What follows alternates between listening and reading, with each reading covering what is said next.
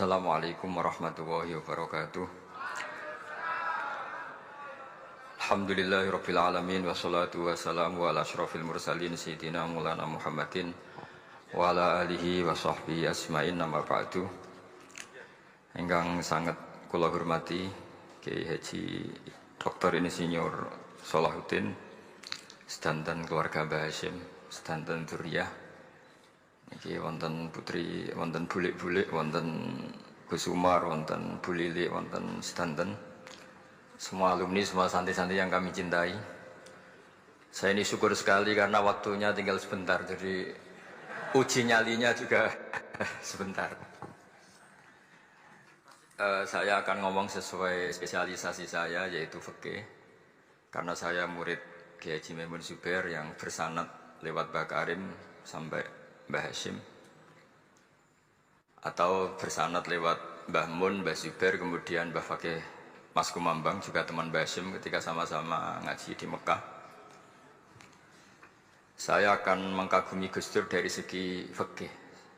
Ketika Gus Dur dilengsarkan dari presiden, yang paling saya kenang dan para ulama seluruh Indonesia, mungkin seluruh dunia mengenang adalah keberhasilan Gus Dur mengelola konflik itu tidak pertumpahan darah. Itu satu prestasi yang insya Allah jadi amal beliau, semoga mendapat ridhonya Allah Subhanahu wa Ta'ala. Karena yang paling dihindari oleh Islam sebisa mungkin adalah jangan ada darah menetes, apalagi hanya demi kekuasaan. Sehingga Rasulullah SAW sampai berdamai ketika terjadi tarik ulur di Sulhul Hudaybiyah. Saat itu Suhail bin Amr memberi sekian poin yang mendikte Rasulullah, semuanya merugikan Rasulullah. Tapi tidak semuanya merugikan Rasulullah, tidak ada yang menguntungkan sama sekali. Tapi Rasulullah menuruti itu semua demi tidak bertumpahan darah. Padahal Suhail bin Amr zaman itu masih kafir. Sehingga menjadi fikih bahwa perdamaian itu harus kita jaga. Sampai ada ayat wa in janahu lisalmi fajnalaha wa tawakkal 'ala Allah. Jika mereka ingin damai, kamu harus menuruti itu. Sehingga damai itu pula yang zaman era Gus Wahid, ketika beliau menginginkan negara berdasar Islam, itu banyak di buku, termasuk beliau panitia 9 persiapan kemerdekaan Pebuki, juga tadi Gus Salahuddin cerita. Beliau akhirnya kompromi juga dengan negara yang berbentuk Pancasila. Kemudian itu disosialisasikan era Muktamar Situbondo, yaitu Kiai Haji Ahmad Siddiq, didukung oleh Gus Dur karena zaman itu beliau kalah sepuh sama Kiai Haji Ahmad Siddiq. Jadi itu fikih yang saya menjadikan pengagum Gus Dur, karena ibadah Darul Mafasid Muqaddamun ala Jalbil Masalah adalah ibadah yang luar biasa. Berikutnya saya mohon sama Kiai Haji Salahuddin Wahid berkenan saya cara berpikir begini untuk Gus Dur. Jadi saya ini dari keluarga Kiai, saya juga senasab dengan keluarga Mbah Hasyim karena sama-sama turunan Mbah Sambu Lasem. Jadi beliau adalah Abdurrahman bin Wahid bin Hasyim bin Asy'ari bin Wahid lagi, terus bin Abdul Halim 2 sampai Mbah Sambu. Kira-kira nasabnya sama dengan saya, dengan Mbah Hamid yang dari jalur itu. Saya mau bercerita begini, watak seorang cucu itu biasanya mengalir dari pikiran besar mbah-mbahnya atau leluhurnya. Karena setiap mbah-mbahnya pasti berdoa dzurriyyatan thayyibah, yaitu anak cucu yang baik. Saya sengaja di sini bawa kitab yang ditulis oleh Muhammad Asad Shihab, seorang Libanon. Menulis bahwa Mbah Hasyim Asy'ari adalah terhitung sebagai mujaddid, sebagai pembaharu Islam, setidaknya di Asia sini atau di Indonesia. Di sini ada kitab ini diterjemah beberapa kali, sebagian oleh Kiai Haji Mustafa Bisri, sebagian oleh Kiai Sodik Semarang. Saya punya edisi asli, edisi Arabnya, karena saya dari awal ingin ngaji sama santri-santri Tebu Ireng. Karena buyut-buyut saya itu termasuk gurunya Mbah Soleh Darat. Jadi buyut saya yang di Kudus, Pondok Damaran itu dulu Mbah Soleh Darat pernah ngaji di situ. Dan Mbah Hasyim kecil pernah ngaji sama Mbah Soleh Darat. Dan tentu biasa itu dalam ilmu sanad. Guru-guru saya indukannya di Mbah Hasyim juga pernah ngaji beberapa ulama di Pantura. Dan saya pastikan di antara perilaku atau manhaj Mbah Hasyim adalah, ini saya baca, guru-guru beliau kemudian ada perilaku yang persis ditiru Gus Dur. Jadi itu bukan sekedar bukan sekedar mitos atau kebetulan, beliau punya pilihan-pilihan yang dipilih sampai akhir hayatnya. Di sini ada cerita proses Mbah Hasyim ngaji, kemudian pernah ada seorang Jerman mau belajar Islam sama Mbah Hasyim, kemudian ditemui beliau dengan sangat hangat. Ketika sudah mengenal Islam secara detail, ya saya ulang lagi, ketika sudah mengenal Islam secara detail, beliau ngendikan, kamu jangan tergesa-gesa, kata beliau. Kamu harus menerima Islam ini secara al-bayyinah, secara argumentatif, secara logika yang benar, jangan karena terpaksa.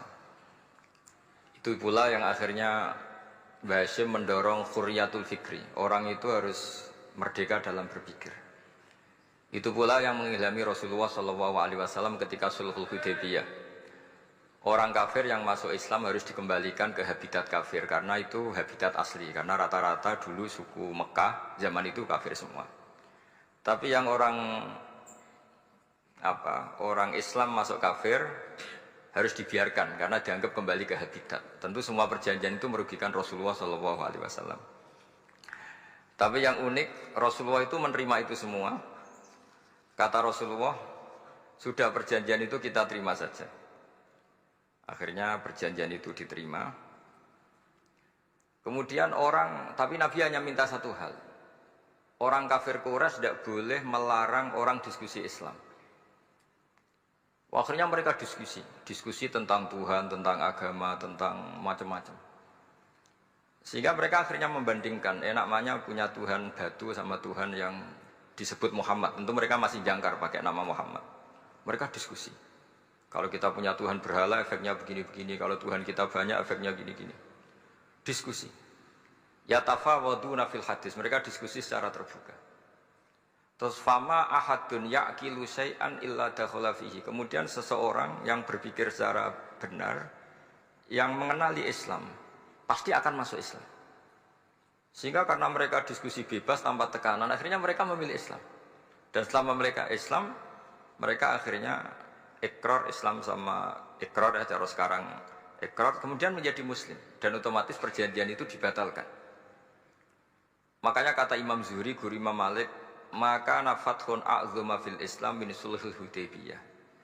Enggak ada kemenangan Islam sehebat kemenangan dalam Hudaybiyah, yaitu orang berbebas berpikir.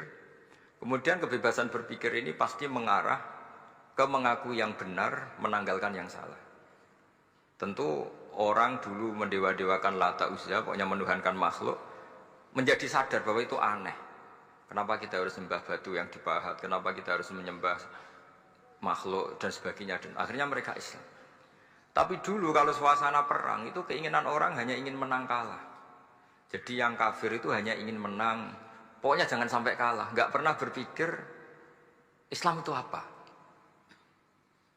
Di mana-mana perang itu ya pikirannya menang kalah. Tapi setelah nggak ada perang, meskipun segala perjanjiannya merugikan Islam, orang akan berpikir secara objektif. Makanya fama ahadun yaqilu syai'an illa dakhala fihi. Tidak ada seseorang yang berpikir tentang Islam kecuali akhirnya masuk Islam. Sehingga itu disebut maka nafathun a'zuma fil Islam min sulhul Hudaybiyah. Tidak ada futuhat yang sebesar sulhul Hudaybiyah. Ya, kitab ini namanya Wadi'u Labinat Istiqlalil Indonesia. Mungkin santri Tebuireng mungkin lebih tahu ya, karena harusnya lebih tahu. Jadi kalau tahunya baru sekarang ya rodo innalillahi wa inna ilaihi rajiun. Jadi saya tidak perlu bangga lebih tahu, karena memang seharusnya Anda lebih tahu. Kalau tidak ya keterlaluan. Ya namanya itu Wadi'u Labinatil Istiqlal al-Indonesia. Ini saya baca, tapi ini demi Gus Dur, artinya bahwa pilihan-pilihan itu mulai ada zaman Mbah Hasyim Asy'ari. Saya baca satu-satu ya, mulai kredibilitas ilmu beliau, karena dalam Islam itu harus ada sanad. Saya pernah ditanya seorang ilmuwan, Pak Bahak, kenapa Islam itu harus ada sanad? Kita kan orang cerdas, kan bisa berpikir sendiri, ngapain nunggu pikirannya orang-orang, kata saya. Terus saya bilang, agama itu agamanya Allah dan Rasul. Kalau pikiran kamu namanya agama kamu, bukan pikiran agama, kata saya. Kalau kamu punya pikiran, ya namanya pikiran kamu, tidak agama. Kalau agama itu harus bersanad. Jadi pikirannya Mbah Hasyim sama dengan pikirannya Mbah Mahfud pikirannya sama dengan Said Abi Bakar Sato sama dengan Sayyid Zaini Dahlan, dan seterusnya. Sampai logika itu sampai Rasulullah Shallallahu Alaihi Wasallam. Saya beri sekian contoh. Pikiran yang kita ciptakan bisa salah, misalnya begini. Dulu misalnya Nabi pernah bersabda, al-qatil wal maqtul finnar, pembunuh yang dibunuh sama-sama neraka. Jadi idal taqal muslimani bisayfihima fal qatil wal maqtul finnar. Jika dua orang muslim bertemu sama-sama bawa pedang, maka yang bunuh maupun yang dibunuh itu sama-sama masuk neraka. Makanya kita harus syukur sekali Indonesia itu paling menghindari membunuh, karena kalau sesama muslim membunuh itu ancamannya berat, sama-sama masuk neraka. Bukan sekedar diboyong dari pondok Tebu Ireng, itu neraka. Kalau dibayang pondok gampang, nanti mondok lain gampang. Terus logika sahabat begini, hadza al-qatil, fama balul maqtul. Oke ya Rasulullah, kalau al-qatil masuk neraka namanya pembunuh, oke kita terima. Tapi fama balul maqtul, lalu dosanya yang terbunuh itu apa? Wong dia korban kok dia dibunuh? Apa jawabannya Rasulullah sallallahu alaihi wasallam? Jawabannya innahu kana harison ala qatli sahibi. Sebetulnya dia juga mentalnya pembunuh, cuma nasibnya terbunuh. Jadi seperti misalnya sampean hasut saya, itu nggak perlu disakeni. Sebenarnya sampean yang inginnya ya menggusur saya, cuma nasibnya tergusur gitu. Makanya kalau ada orang rebutan pacar kok kalah itu udah usah disakeni. Sebenarnya mentalnya dia perebut gitu. Cuma nasibnya kalah gitu. Jadi apa ya? Ya tadi. Ya ini penting ya, penting sekali. Jadi sebetulnya ketika duel itu semuanya kan mentalnya pembunuh, maka dia nasib saja sebagai maktul, tapi mentalnya pembunuh. Karena dia mentalnya, niatnya, komitmennya pembunuh, maka dia sama-sama di neraka. Maktul itu faktanya terbunuh, tapi mentalnya pembunuh, sehingga hukumannya sebagai pembunuh. Sama kalau sampean berebut itu mentalnya ya berebut, cuma nasibnya kalah atau terebut. Itu soal nasib. Ini saya baca dulu ya guru-guru Mbah Hasyim supaya clear. Selama ini yang dikenalkan beliau ngaji sama saya Mahfud, saya Khotib Minangkabau. Ini di kitab ini. Saya baca sesuai harokat yang ada di kitab ini. Nanti kalau sampai tidak cocok karena beda madhab, ya nggak apa-apa, asal pinter saja. Karena baca kitab itu unik. Kadang-kadang satu guru sama guru yang lain itu beda-beda. Dan biasanya guru itu nggak mau kalah. Mbah Mun itu sering cerita, ada kiai maknani wati ini lan wit alu. Itu muridnya gerudu karena pernah mondok itu kok enggak gitu. Pak guru, di kitab saya maknanya itu pohon elu. Lah iya cung, wit elu kena gua alu kata guru. Gurunya karena gurunya enggak mau kalah gitu. Ada yang guru itu salah baca wal jarodin lan lawang. Muridnya enggak terima. Pak Yai saya pernah ngaji itu maknanya walang. Lah iya walang sing ning lawang cung. Itu memang kasus makna-makna di Jawa itu banyak. Karena awalnya memang wis rodok bodoni. Kenapa saya bilang bodoni? Yang bilang Mbah Mun makna Jawa ono bodoni ini. Karena watin itu kan nggak ada di Indonesia. Tapi kiai itu malu kalau gak iso maknani. Akhirnya wati ini wet elu. Tanyakan orang pakar ahli Jawa ya tidak tahu lo itu apa. Pokoknya butuh kiai itu ada lafaz ya ada maknanya. Padahal jenis itu nggak ada di Indonesia.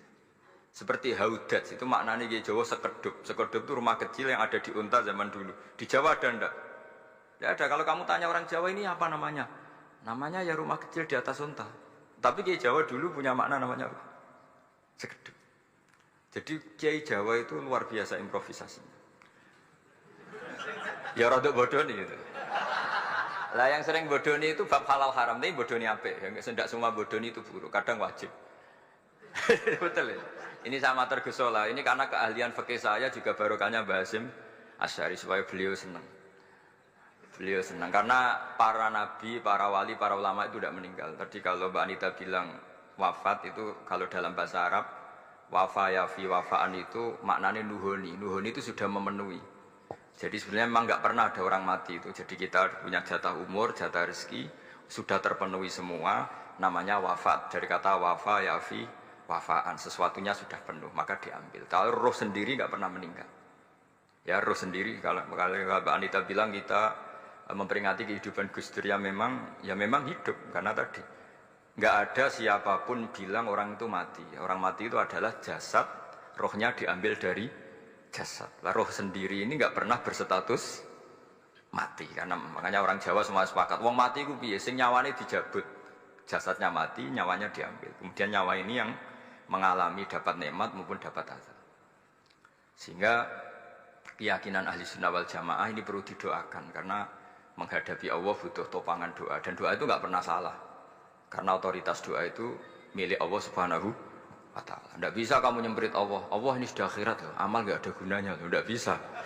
Allah tetap zat yang bisa mengabulkan doa siapa saja. Sehingga ahli sunnah berpendapat doa itu yanfa'ul mayyit, doa itu manfaat untuk mayit. Sehingga Basim Asy'ari ngarang secara spesifik risalah an ahli sunnah wal jamaah. Di antara yang paling pokok adalah doa yanfa'ul mayit, bahwa doa itu manfaat pada mayit.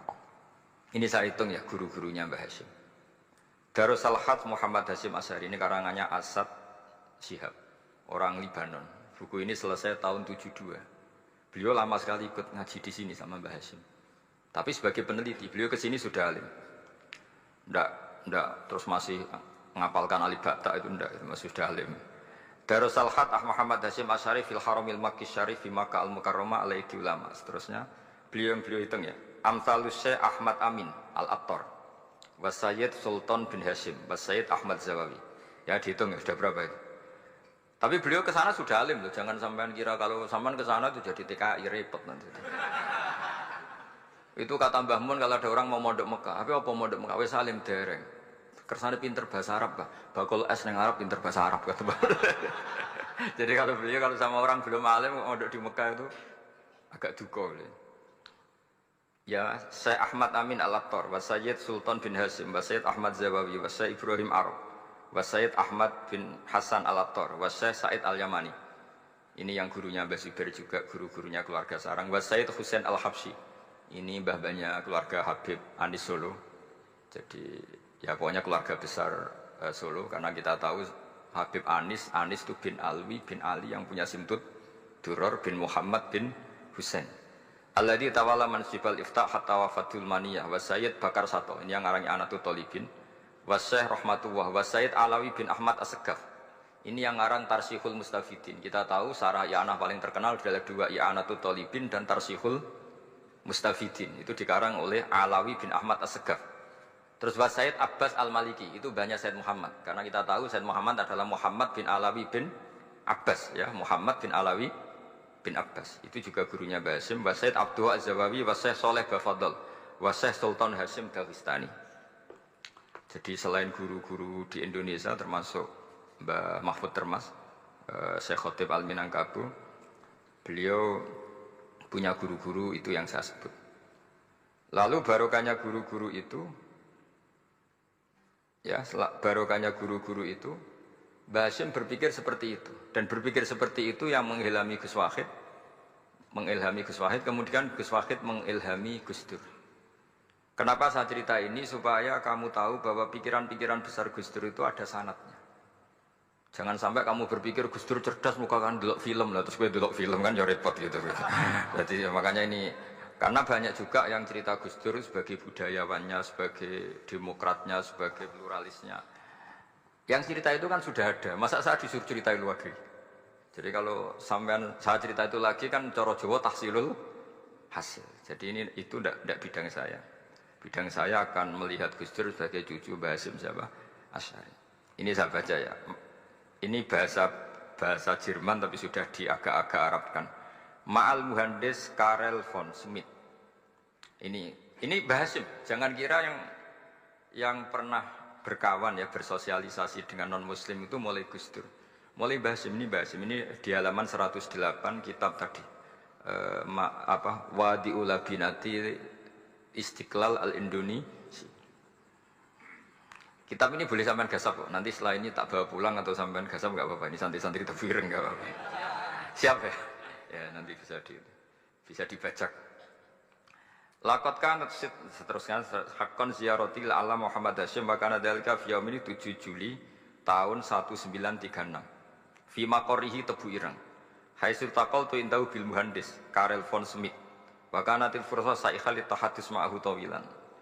Terus setelah itu ini ceritanya muallif menangi Basim diskusi sama orang orientalis. Ini kata muallif, wa hadhil uqdatu takunu aqidatan wa hiya uqdatul mustasyrikin fa kullu shay'in ya'ti minal ghurbiyin wal irobiyyin wa Eropa ya'tabirunahu dasisah.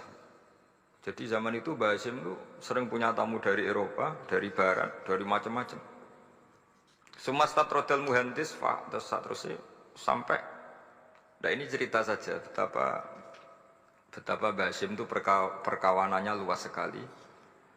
Terus ini cerita akhirnya orang ini sampai masuk Islam. Ketika masuk Islam, di antara pesannya Mbah Hasyim, saya ulang lagi, di antara pesannya siapa? Mbah Hasyim itu beliau bilang, kamu harus dipikir-pikir lagi katanya. Itu kan satu kearifan Mbah Hasyim ini saya baca karena saya takut ditegur ini. Saya juga nunggu surat kok tidak datang-datang ini kok, supaya cepat selesai. Ini bebas. Kalau ada surat malah kebenaran ini karena sudah mulai nyari-nyari. Ya jadi saya mohon nanti kitab ini bisa dikaji di sini. Nanti saya tinggal di sini ada cerita-cerita sampai beliau berteman orang Eropa, terus beliau macam-macam sampai terus saya teruskan. Summa arsalatku syirka ila Indonesia amil 1929 watana qala fi kasir minal mudun wa makata akhiran fi madinati Surabaya bi Jawa Syarqiyah wa min huna bada'atil hidayah wa taufiq taqudanihi ilal khairi. Hadas lautil hadis bil amil alladhi yakti fatratas tirah. Jadi orientalis tadi ketika berteman Mbah Hasyim lama-lama tertarik oleh Islam. Ketika mulai tertarik dengan Islam, wa sya'ara bil istiqra aruhi wal amni tam wa kaifa ya'budu rabbahu ibadatan haqiqiyah. Terus mulai tertarik dengan Islam, terus konsultasi sama Mbah Hasyim. Jadi tertariknya barokahnya Mbah Hasyim. Orang ini kemudian wabakiyal muhandis itu insinyur Karel von Smith di Indonesia hatnan dalatil harbul alamiyah sehingga perang dunia kedua selesai wa indama qawamal indonesiun didal hukmil al-Hollandi fi harbil istiqlal am wa kana muhandis fi sufil indonesiin dafa'u islamuhu li syarika sak terus. Terus ini saya cerita, jadi Mbah Hasyim pernah mengislamkan orang Belanda, orang Jerman. Orang apa? Orang Jerman, terus orang ini hidup di Hamburg. Sampai akhirnya beliau dakwah Islam di sana.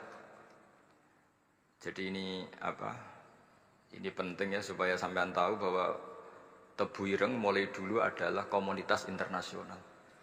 Ya, Tebu Ireng mulai dulu adalah komunitas internasional. Jadi terus ketika ngadepi Indonesia yang dijajah, ya Indonesia yang dijajah, ini Mbah Hasyim bersama kawan-kawannya sepakat iktikaf di Multazam. Ini saya baca ya. Wa akhiran istama'a ma'a nukhbatin min haula'i talaba min zalama alaihi al-had Muhammad Hasyim ala ayata'ahadu wa yaqumu bi amalin fi lailatin lailan min laili syahri Ramadan. Al-mu'azzam istama'a haula'i talaba waladina yantamuna ila iddati qawamiyatin. Qawamiyah itu kalau bahasa sekarang perlawanan min Afrika wa buldani janubi Asia, Asia Tenggara, wa Asia al-Wusta, Asia Tengah, wal buldan al-Arabiyah. Wa kana al-had Muhammad Hasyim asyari ahadahu. Wa waqafu jami'an amamal multazam bil Ka'batil musyarrafah. Wa ahadu wa aqsamul yamin ala yakum bil jihad fisabilillah li ilahi kalimatil Islam wa tauhidil muslimin binasril ilmi wa tawiyah wa tafaqquh fiddin talaban lil mardatillahi ta'ala la yarjuna min wara'i dzalika malan wala mansiban li anfusihim. Jadi sebelum beliau pulang ke Indonesia, itu komunitas Asia Tengah, Asia Dekat, Asia Jauh, semuanya dijajah karena Mesir dijajah Prancis, yang Burma dijajah ini, yang Indonesia dijajah ini, semuanya berdoa di Multazam. Intinya Mbah Hashim itu patriotik betul, patriotik betul. Tapi ya religius betul, beliau berdoa di Multazam, beliau menyanggupi siap jihad melawan penjajah, tapi saat itu juga berikrar kalau semua itu tidak untuk nyari pangkat. Makanya saya yakin Gus Dur adalah orang saat jabat presiden karena supaya Indonesia tidak chaos. Buktinya apa? Ketika beliau dilengsarkan ya santai saja. Wong ngajine wa mal hayatud dunya illa mataul ghurur. Jadi ya santai saja itu. Tidak jadi masalah. Terus kitab ini menerangkan, ini saya baca ya. Li khidmatid duwal alladziina laha musta'maratun. Musta'marat itu dijajah mislu Holanda wa Inggris wa Rusia wa Pernisa wa fi hadzal amri bidzat ara ana 'alal muslimin wal mas'ulin khususan. Ini intinya ulama-ulama yang dari timur jauh kemudian sowan ke Mbah Hashim minta fatwa karena negara-negara mereka juga dijajah. Jadi dulu orang dari Jerman, dari mana-mana belajar Islam juga sama Mbah Hashim. Yang negara-negara Asia Timur, Asia Dekat itu juga kalau konsultasi kemerdekaan juga sama siapa? Mbah Hashim. Jadi uniknya kitab ini ditulis oleh orang Libanon. Jadi orang Libanon itu saking penasarannya sama Mbah Hashim Asy'ari itu datang ke sini. Ya datang apa? Datang ke sini untuk belajar sama Mbah Hashim. Dan di antara belajar itu kemudian sampai sini ternyata tamu-tamunya Mbah Hashim dari berbagai negara. Mulai yang konsultasi cara memerdekakan negaranya karena mengalami dijajah sampai cara belajar Islam yang benar, termasuk tadi yang Karel von Schmidt tadi yang masuk Islam karena konsultasi sama Mbah Hashim, padahal dia orang Jerman. Terus di antara kelebihannya Mbah Hashim ini juga ditiru Gus Dur, wal haji Muhammad Hashim la yajidu kharajan ayuna kisau sami' wal mukhatab bal yurahibu bidzalik. Mbah Hashim orang yang enggak tersinggung ketika pendapatnya ditentang atau digugat oleh lawan bicaranya. Beliau santai, tidak terus ya tidak berontak, ya santai aja. Enggak terus angger dibantah, membantah kiai kualat, enggak, itu enggak ada sarannya. Nah ini saya pastikan ya bahwa kehebatan Gus Dur itu kita enggak lepas dari barokahnya siapa? Mbah Hashim. Sekaliber Rasulullah SAW sebagai Sayyidul Khalqi, Sayyidul Anbiya al-Mursalin, beliau yang ngakui ana da'watu Ibrahim wa bisyaratu Isa. Aku hebat ngene iku barokah dungane Nabi siapa? Ibrahim. Maka ini sesuatu yang saya tekuni, jadi enggak salah kalau bicarakan Gus Dur ya harus bicarakan Mbah Hashim. Sama bicarakan Nabi Muhammad SAW juga harus membicarakan Jadduhul A'la yaitu Ibrahim alaihissalam. Jadi ini kitab bisa dipakai atau digasap ya enggak apa-apa. Artinya gini, gasap itu kalau saya ada ridho jadinya gasap, kalau ridho ya jadinya boleh. Dan menjadi gasap kalau nggak dipelajari. Ya, jadi kalau mau enggak terus tinggu jimat itu kita fokus bahak sakti, wah ya repot makanya ini. Nah kalau dipakai itu gasap. Tapi kalau nanti didiskusikan sama teman-teman, kemudian menjadi baik, menjadi luar biasa, saya ikut ngamal. Terus saya ulang lagi, saya teruskan. Ittisolatuhu. Ittisolatu itu komoditas beliau. Lahu ittisolatun wasi'atun wa mukatabatun ma'a katsirin min zu'ama'il alam al-islami fi dzalikal ahdi. Fi'nahum asyabul aziz as-sa'alibi wa sayyid diyauddin wa syairozi adwul injil al-terus. Beliau punya perkawanan besar di komunitas internasional, termasuk Syekh Muhammad Abdul Karim Al-Khattabi wa Sayyid Alawi bin Thohir Al-Haddad, Mufti Sultanati Johor. Ya, beliau berkawan dekat sama muftinya kerajaan Johor, wa Muhammad Ali wa Syaukat Ali bil Hindi, wa Muhammad Ali Jana Muhammad Iqbal. Muhammad Iqbal yang terkenal di India itu, wa Sayyid Hibaduddin Asy-Syahrastani, wa Wazirul Ma'arif Al-Iraqiyah. Beliau berteman sama PM Irak. Jadi kalau Gus Dur dari Mesir belajar di Irak, ternyata dulu mbahnya teman akrabnya Perdana Menteri apa? Irak. Terus banyak waroisu Majlis Tamyiz wa Sayyid Al-Alama Muhammad bin Aqil wa Sayyid Muhammad Jadul Maula wa Sayyid Muhammad Surur saat terusnya itu. Jadi Ini nanti saya tinggal termasuk catatan-catatan ini saya mohon ridho dari Gus Solah dari supaya santri-santri sini belajar Bahasim lebih serius supaya gampang. Kenapa saya katakan harus seperti ini? Dulu Nabi Ibrahim itu di antara anak cucunya itu secara lahir ada yang tidak soleh. Karena anak cucu itu punya otoritas sehingga anak cucu ini yang menstatuskan Nabi Ibrahim. Sampai Allah sendiri yang meluruskan pengklaiman itu, yaitu ada ayat maka anak Ibrahimu Yahudiyah wala Nasranian, karena ada orang yang bernama Yahuda bin Yakub bin Ishak bin Ibrahim. Karena Yahuda punya pola tertentu dalam beragama, terus seakan-akan mbah-mbahnya paling ya begitu. Akhirnya Ibrahim pernah disetatuskan sebagai Yahudi. Sampai Allah sendiri yang ngintikan maka anak Ibrahimu Yahudiyah wala Nasranian. Sampai datang Rasulullah SAW yang memaklumatkan saya juga cucu Ibrahim orisinil. Dan saya pastikan Ibrahim itu bukan Yahudi tapi bapak tauhid. Semenjak itu Ibrahim dipulihkan namanya, bukan Yahudi tapi bapak tauhid. Yaitu diistilahkan Nabi millata abikum Ibrahim, semua tauhid adalah nginduk kepada Nabi siapa? Ibrahim. Nah saya ingin santri-santri Tebu Ireng misalnya nanti suatu saat jadi komunitas internasional, jadi orang keren komunitas internasional, itu bukan karena ingin gaya-gayanan terkenal, tapi ingin niru Mbah Hasyim bahwa itu awal dakwah Anda fil alam. Semua alam ini tentu butuh tauhid, butuh kebenaran, bukan gagah-gagahan sebagai orang populer. Terus persahabatan yang luas, misalnya Anda khusyuk terus kuper, ratau kancanan wong habis jadi wali gini terus kuper. Mungkin Anda tidak akan jadi wali karena sanadnya Mbah Hasyim itu perkenalannya luas. Sementara kamu milih kuper, gak pernah berteman orang, tapi sanadnya sampai Mbah Hasyim itu membingungkan sanad itu. Wong Mbah Hasyim tidak gitu kok kamu nyanatkan begitu. Jadi kalau santri Tebu Ireng mulai sampai yang kamar, terus ngobong dupo, terus menterkenalkan diri jadi wali. Nanti tonggo kamu ngira itu produk Mbah Hasyim karena kamu santrinya. Kan dianggap cerminan gurunya sampai Mbah. Nah, kalau ada yang teman-teman gitu harus dimaklumatkan itu sanad mungkotek bahwa sanad itu tidak benar. Ini kapan ini ditegur? Ini saya sudah mulai menunggu. karena ya repot ini kalau kelamaan ini nanti itu. Terus ini khazanahnya Mbah Hasyim.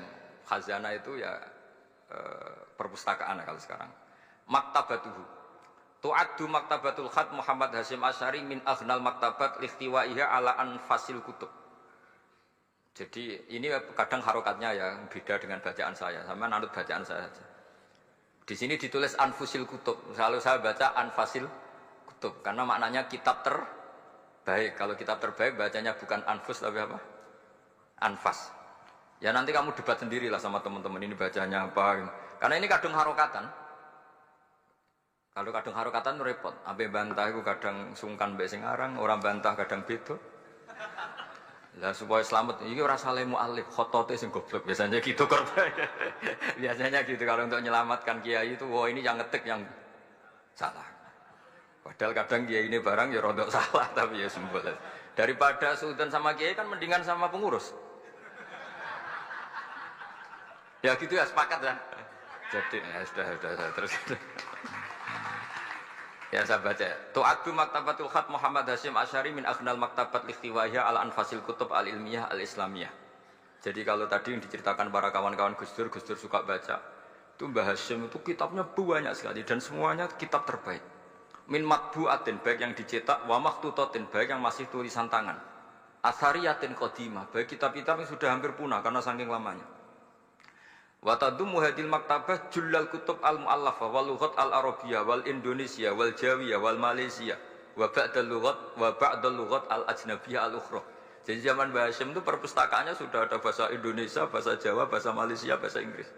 Itu yang nulis orang Libanon. Sampai santrinya Mbah Hasyim tidak tahu innalillahi wa inna ilaihi rajiun. Maka ini yang kepertobatan ya saya kasih.